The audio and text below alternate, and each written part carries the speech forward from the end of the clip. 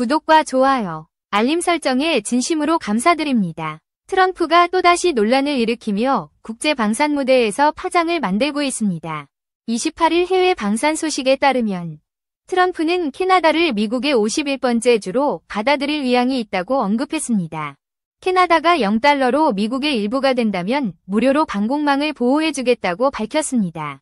캐나다는 이를 고려 중이라고 트럼프가 주장했으나 캐나다 총리는 즉각 반발하며 자국을 절대 팔지 않겠다고 못 박았습니다. 전문가들은 이를 타국을 무시하는 발언이라며 관세와 방위를 이용한 압박 행위로 비판했습니다. 한국도 분담금 문제가 코앞으로 다가오며 국제적 관심을 받고 있습니다. 외신들은 한국 대통령 선출 후 관세 협의를 진행할 것이라고 전망했습니다.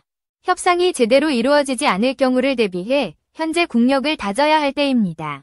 특히 2025년에는 KF-21 전투기의 실전 테스트가 본격화되며 양산을 앞두고 있습니다. 엔진 국산화만 성공한다면 세계 시장에서 한국이 우뚝 설 수 있을 것으로 전문가들은 보고 있습니다.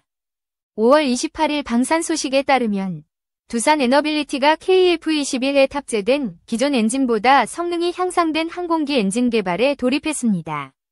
두산 에너빌리티는 한국항공우주산업 KAI 과 항공기 엔진 개발을 위한 전략적 협력을 체결했다고 밝혔습니다. 협약식에는 KAI 강구영 사장과 두산 에너빌리티 정현인 부회장이 참석했습니다. KF-21 전투기 및 유무인 편대 비행을 수행할 드론 가오리에 장착될 엔진 개발이 이미 시작되었습니다. 이번 협약을 통해 본격적인 개발 단계로 진입한 것입니다.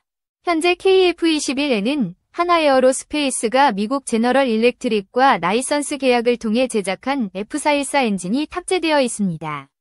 이 엔진은 약 14,770파운드 포스의 출력을 제공합니다. 두산 에너빌리티는 15,000파운드 포스급 유무인기용 엔진 개발을 목표로 하고 있습니다. 이는 방위사업청의 2023년 항공 엔진 개발 로드맵과도 부합합니다. 개발에 성공하면 한국은 미국, 영국, 프랑스, 러시아 등 소수 국가만 보유한 고성능 항공기 엔진 기술을 확보하게 됩니다. 두산 에너빌리티는 1만 파운드급 무인기용 엔진과 100에서 500파운드급 소형 엔진 개발도 병행할 예정입니다. 항공기 엔진 개발은 두산 에너빌리티가, 항공기 체계 개발은 KAI가 담당합니다. 두산 에너빌리티의 개발 배경에는 발전용 가스터빈 개발 성공 경험이 있습니다. 수소 연소 터빈 개발 과정에서 고온 연소 기술과 수소 불꽃 특성 기술을 확보했습니다. 이는 항공기 엔진 개발의 밑거름이 되고 있습니다. 항공용 엔진은 발전용 가스터빈과 구조적으로 유사하지만 고출력과 경량화가 요구됩니다. 반면 발전용은 효율성과 안정성이 더 중요합니다. 두산 에너빌리티는 이러한 기술적 차이를 극복하며 항공기 엔진을 성공적으로 개발할 것으로 기대됩니다. 한국은 군용기 시장 진입 10년 만에 7개국에 200대 이상의 항공기를 수출했습니다. KF-21 개발을 이끄는 방위사업청과 KAI는 동남아, 중남미, 유럽을 주력 수출 시장으로 설정했습니다. 수출 전략도 이에 맞춰 마련되고 있습니다. KF-21의 구체적인 계약 조건은 공개되지 않았으나 미국제 엔진 탑재로 수출 통제 문제가 복잡합니다. 하지만 인도는 미국산 무기를 다수 보유하며 미국과 우호적 관계를 유지합니다. 따라서 한국산 KF-21 외 인도 수출 가능성은 높게 평가됩니다. 미국과의 협력은 한국의 전투기 수출 전략에서 핵심적인 축입니다. KF-21은 한국이 독자 개발한 최초의 차세대 전투기로 이 수준의 전투기를 단기간에 실전 투입 단계로 끌어올린 국가는 드물습니다. 세계 전투기 시장에서 미국이 압도적 영향력을 유지하지만 한국도 경쟁력을 확보하고 있습니다. 후발주자로서 짧은 시간 안에 전투기 기술을 발전시킨 한국은 국제 방산업계에서 주목받습니다. 빠른 기술 진보로 전 세계적 관심을 받고 있습니다. 국산화율 제고와 무장체계 등 핵심 부품 기술 확보가 최우선 과제입니다. 1950년대부터 미국 항공기 도입으로 축적한 기술력과 운용 노하우를 기반으로 했습니다. KF-21을 통해 자국산 전투기로 영공을 수호할 역량을 확보했습니다.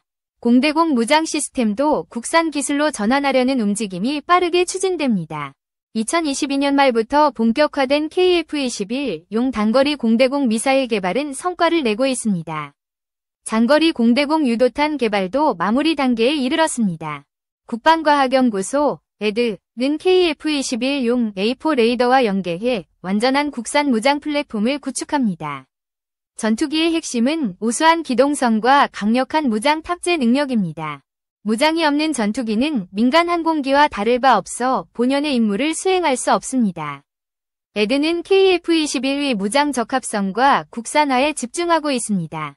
KF-21 보람에는 공중발사 유도 무기 실험을 성공적으로 마쳤습니다. 최근 남해3공에서 공대공 및 공대지 미사일을 비공식 시험 발사하며 안정성을 검증했습니다. 한화에어로스페이스는 인도와 K9 자주포 백문 추가 공급 계약을 체결했습니다. 2017년 백문 공급 계약 후 8년 만에 재계약을 성사시켰습니다. 당시 인도는 파키스탄 및 중국과의 국경 충돌로 안보 위협이 고조되었습니다. 한화는 약 7,700억 원 규모의 계약을 체결한 바 있습니다. 2021년 200문 추가 도입 계획은 현지 정치 상황으로 연기되었으나 이번 재계약으로 인도는 K9 전력을 확충했습니다. 중국과 인도 간 외교 변화는 직접적 요인으로 보기 어렵습니다.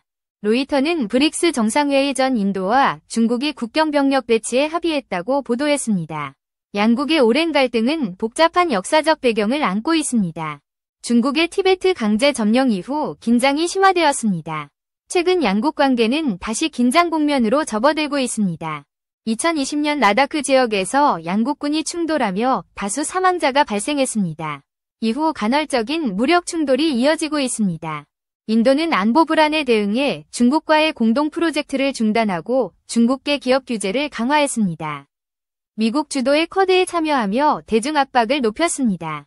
양국은 군사적 긴장을 줄이기 위해 외교 및 군사 채널로 소통을 진행했습니다. 브릭스 정상회의 전 라다크 지역 순찰 방식에 합의했습니다. 타임스 오브 인디아는 양국이 국경 분쟁 지역에서 병력 철수를 시작했다고 보도했습니다. 인도군은 라다크 동부의 산과 덴초크 지역 병력을 단계적으로 철수한다고 밝혔습니다. 겉으로는 합의에 이른 듯 보이지만 불안 요소는 여전히 존재합니다. 중국은 공군 전력 일부를 후방으로 이동했으나 인도 인근에 많은 전투기를 유지합니다.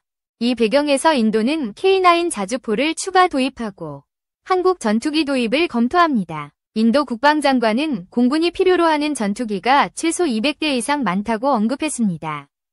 기존 미국산 전투기를 대체할 최신 전투기 200대가 필요하며 KF-21 같은 다기능 전투기를 선호한다고 밝혔습니다. KF-21은 인도가 요구하는 조건을 충족합니다. 인도 공군은 프랑스산 라팔 30여 대로는 충분한 전투 능력을 확보하기 어렵다고 판단합니다. 새로운 전투기 도입에 적극적으로 나서고 있습니다. 국방장관이 제시한 요건은 KF-21의 성능과 대부분 일치합니다. 인도 공군참모총장은 국산 전투기도 외국산과 동등한 성능을 가져야 한다고 강조했습니다. 중국은 KF-21 동향을 주의 깊게 살피며 경계하고 있습니다. 중국 관영 매체는 KF-21 시제기 1에서 6호기의 시험 비행 완료와 블록이 모델 개발 소식을 보도했습니다. KF-21은 정밀 유도 무기를 탑재하며 현대전 요구를 충족합니다. 전문가들은 이 분야 개척이 불가능하다고 보았으나 한국은 이를 뒤엎었습니다. 2005년부터 파스 시스템 개발을 시작하며 기술을 축적했습니다. FA-50 생산 과정에서 부족했던 기술을 차근차근 확보했습니다. 해외 우수 사례와 반도체 기술을 응용해 파스 시스템 국산화에 성공했습니다. 0.01mm 단위의 조립 정밀도를 기록하며 록히드 마틴에 이어 두 번째로 높은 수준을 달성했습니다. 한국은 전투기 조립 기술에서 중국과 일본을 앞섭니다. 차세대 전투기 시장에서 경쟁력 있는 국가로 평가되지만 기술 유출 방지를 강화해야 합니다. KF-21위 무인 로봇 시스템은 모두 국산 기술로 개발되었습니다. 이를 통해 항공기 제조 역량이 빠르게 향상되었습니다. 정밀한 조립 기술 확보가 양산의 핵심입니다. 핵심 기술과 통합 시스템 개발이 완료되었으며 항공전자 장비 국산화율도 크게 높아졌습니다. 국방부는 KF-21의 가동률이 90%에 이를 것으로 전망합니다. 이는 F-15보다 1.7배 높은 수치로 무인 자동 조립 시스템과 로봇 공학 기술이 핵심 역할을 했습니다. 한국의 무기 기술 발전 속도에 주변국들이 견제를 시작했습니다. KF-21위 무장 시스템은 더 이상 부정할 수 없는 수준입니다. 현대전에서 제공권 확보를 위해 미사일 한 발에 수십억 원이 투입됩니다. KF-21은 정밀 유도 무기를 갖춰야 해외 판매 가능성이 높아집니다. 한국형 타우러스 개발이 활발히 진행 중이며 사거리 500km 이상을 목표로 합니다. 이를 통해 평양을 정밀 타격할 수 있는 능력을 확보합니다.